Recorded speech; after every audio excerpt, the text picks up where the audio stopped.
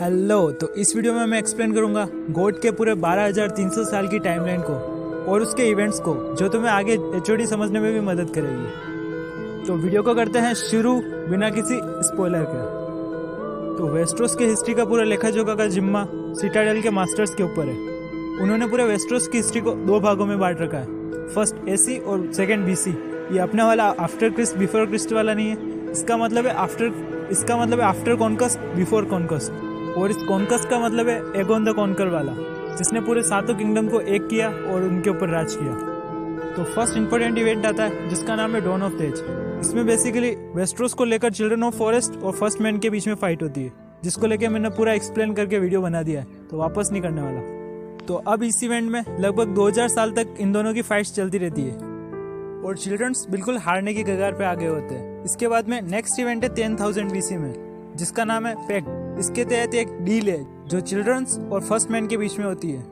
First man कोई एक आदमी नहीं है। फर्स्ट मैन का मतलब बहुत सारे जो फर्स्ट में आए थे एसोस से वेस्ट्रोस, उनका ग्रुप्स को बोला जाता है। तो इस डील से चिल्ड्रन पूरा वेस्ट्रोस फर्स्ट मैन को दे देते हैं और इसके बदले फर्स्ट मैन न तो उन गॉड सूट को काटेगा न उनको जलाएगा, बल्कि उनकी रक्षा करेगा। इसके बाद में टाइमलाइन में आता है age of heroes. Age of heroes वो टाइम है जिसके अंदर लेन द क्लेवर, जिसने हाउस लेनिस्टर बनाया, ब्रेंडन द बिल्डर, जिसने हाउस स्टार्क की ओरिजिन की।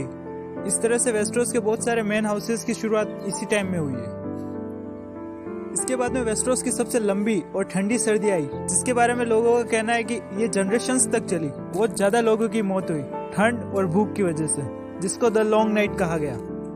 और इसी टाइम में वेस्ट्रोस में एक नया थ्रेट आया जिसको कहा गया व्हाइट वॉकर्स, और इन्होंने आते ही चिल्ड्रन ऑफ फॉरेस्ट और फर्स्ट मैन इन दोनों के एल लगा दिए। लेकिन फिर जैसे तैसे करके चिल्ड्रन और फर्स्ट मैन इन दोनों के अलाय ने उनको वापस भेज दिया जहाँ से वो आए थे, यानी कि the land of always winter. और इनसे अगली बार बचने के लिए ब्रेंडन द बिल्डर ने एक बड़ी सी वॉल बनाई जो जायंट्स और चिल्ड्रन ऑफ फॉरेस्ट के मैजिक से बनी थी। द लॉन्ग नाइट के कुछ टाइम बाद में इधर एसोस में वलेरिया में कुछ लोग थे।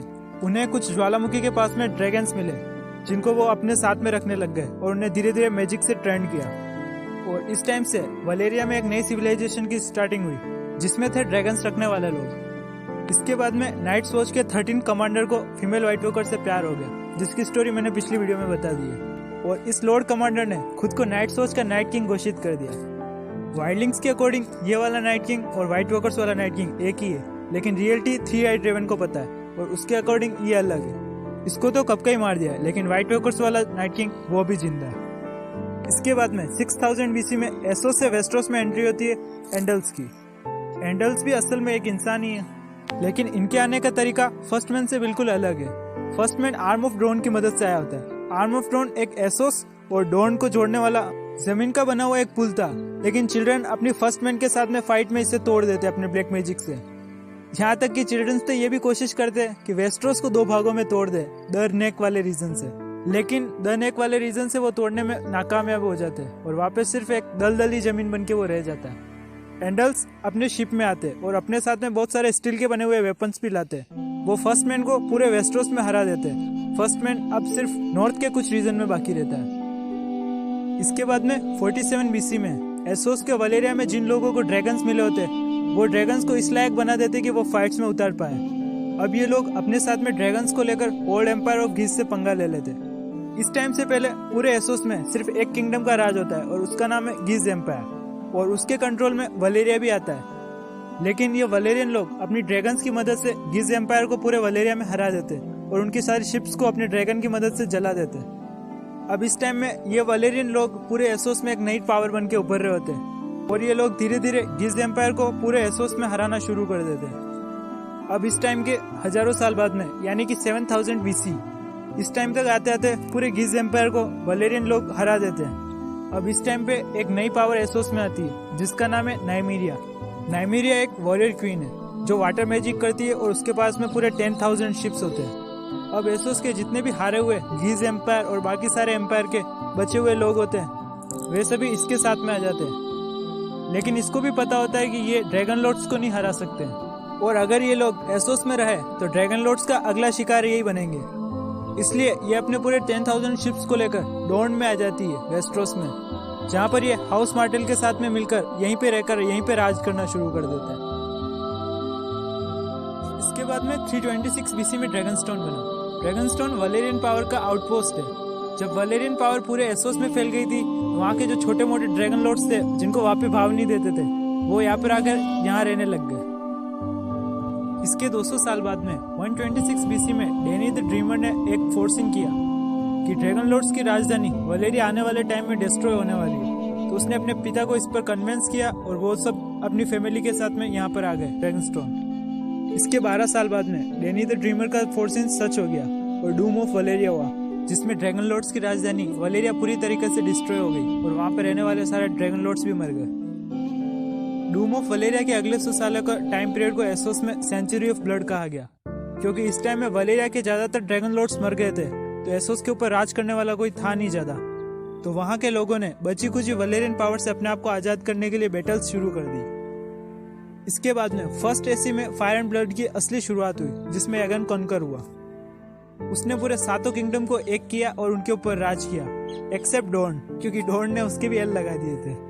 अब इसके अगले 100 सालों तक टारगेरियंस पावर पूरे वेस्टरोस में बढ़ती ही गई। लेकिन 129 एसी में शुरू हुआ डांस ऑफ ड्रैगन, जो अपने हाउस ऑफ ड्रैगन की स्टोरी लाइन बनने वाला है। ये वॉर वैसे चला तो 3 साल तक ही, लेकिन टारगेरियंस ने इसके अंदर अपने बहुत ज्यादा ड्रैगन्स और अपनी आर्मी को खो दिया। सिटाडेल के मास्टर्स का कहना है कि इस वॉर के बाद में टारगेरियंस वापस उतने पावरफुल हो ही नहीं पाए वेस्टरोस में जितने वो पहले थे।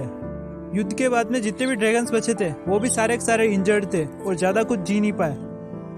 लास्ट में जाके सारे ड्रैगन्स मर गए और जो लास्ट ड्रैगन था वो 153 एसी में मर गया।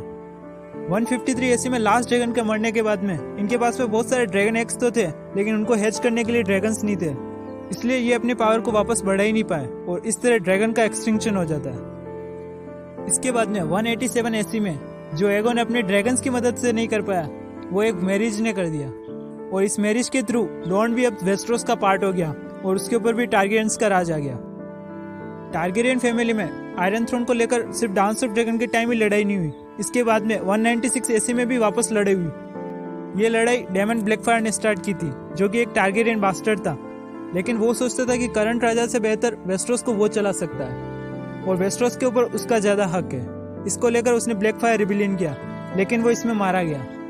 लेकिन इसके बच्चे और इसके फॉलोअर्स जो इस युद्ध में बच गए थे, वो भागकर एसोस चले गए और वे कुछ टाइम बाद में वापस आए और 4 और ब्लैकफायर रिबिलियन किए। इसके बाद में 209 एसी में जन्म हुआ हेज नाइट का, जो कि पहले एक प्रिंस था और बाद में जाके एक किंग बना, लेकिन इसकी कहानियां भी वेस्टरोस में कुछ ज्यादा ही फेमस है। इसने किंग बनकर सबसे फर्स्ट मेन काम किया कि ब्रेंडन द रिवर, जो बाद में जाके 3 आइड रेवन बना, उसको वॉल पर भेज दिया। 3 आइड रेवन असल में एक टारगेरियन बास्टर्ड था और उस टाइम पर हैंड ऑफ द किंग भी था, लेकिन वो वेस्टरोस में होने वाले विद्रोह से अच्छे से नहीं निपट रहा था, इसलिए उसके पनिशमेंट के रूप में हेज नाइट ने उसको वॉल पर भेज दिया। लेकिन ये 233 एसी में अकेला नाइट सोच में नहीं गया, इसके साथ में था एमन टारगेरियन, जो कि वापस जाके एक मास्टर बन गया और बस उस दिन से शुरुआत हो गई द वॉल में मास्टर्स की। नाइट सोच में धीरे धीरे 3 आइड रेवन की ग्रोथ हुई और वो वहाँ का लॉर्ड कमांडर बन गया।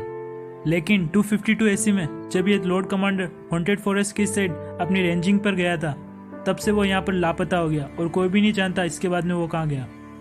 लेकिन असल में यही टाइम था जब वो चिल्ड्रन ऑफ फॉरेस्ट से मिला और 3 आइड रेवन बना।